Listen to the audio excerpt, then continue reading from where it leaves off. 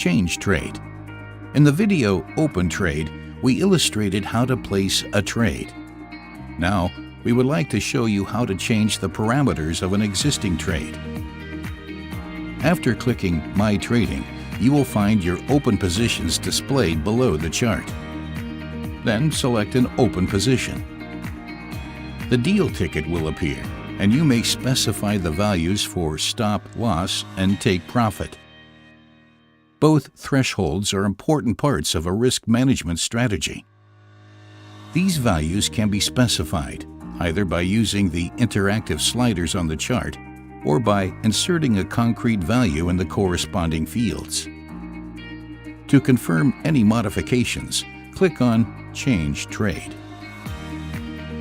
If you scroll down to the bottom of the My Trading page, you will see that the stop loss and take profit values for your positions have been changed accordingly. Benefit from our renowned trading experts. Next Markets, smarter investing.